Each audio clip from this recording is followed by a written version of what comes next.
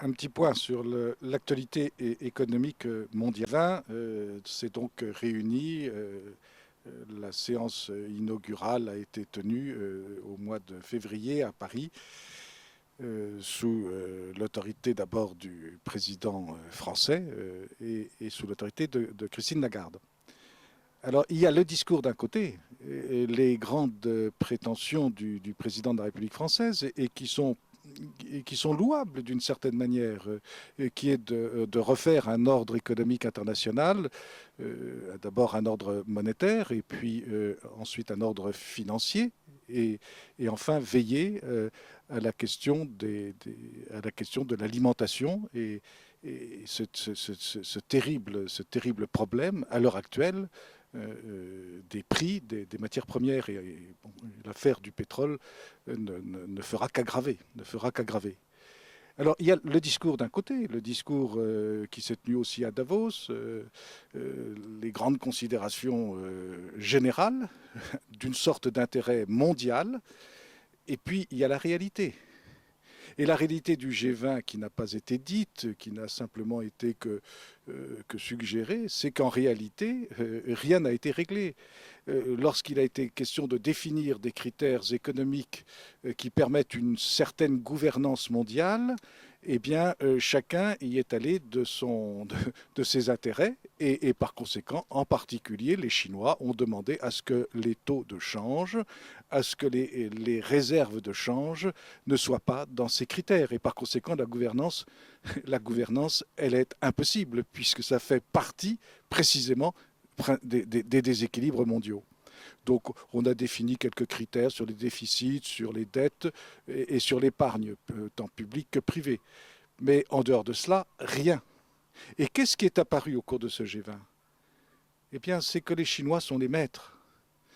Ils étaient représentés par le président de leur banque centrale et par leur ministre des Finances, monsieur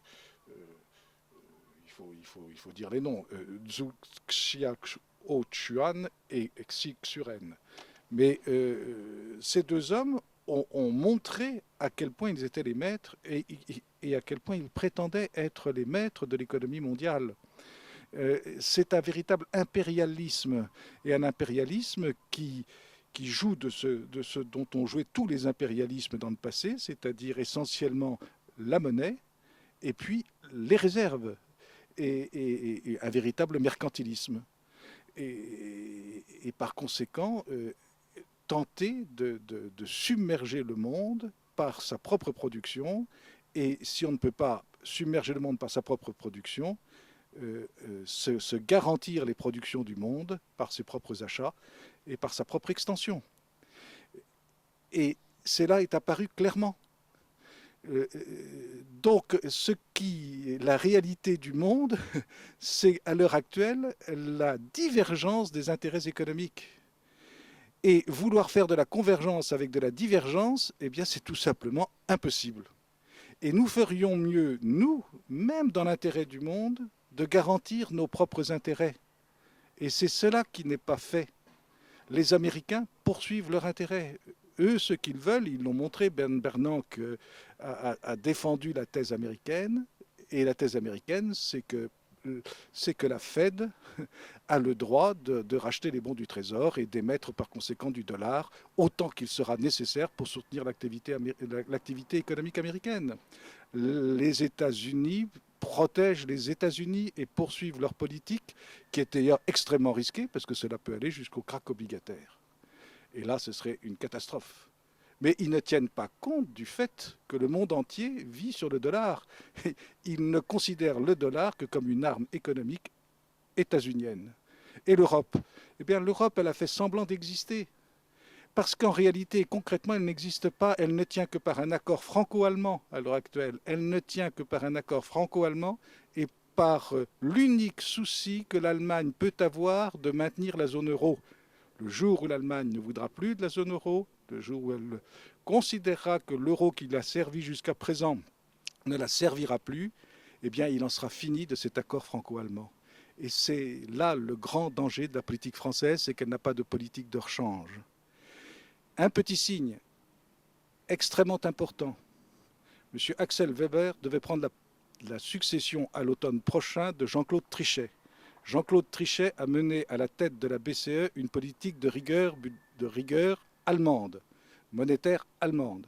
Il se trouve que depuis un an, il est contraint politiquement, et pour sauver la zone euro, uniquement pour sauver l'euro, de racheter lui aussi de la dette d'État souverain. Et les dettes souveraines sont des dettes qui sont de moins en moins crédibles en Europe. Par conséquent, il fonde sur des actifs absolument douteux qu'on appelle toxiques. Il fonde l'émission monétaire européenne, l'émission monétaire de l'euro. Et Axel Weber n'est absolument pas d'accord avec cette politique. Et pour manifester son désaccord, et son désaccord avec Angela Merkel, qui jusqu'à présent a soutenu la Grèce, l'Irlande et le Portugal, pour manifester son désaccord, il a donné sa démission et il ne veut pas prendre la succession. Il a donné même sa démission de la Bundesbank. Il ne veut pas prendre la succession de Jean-Claude Trichet.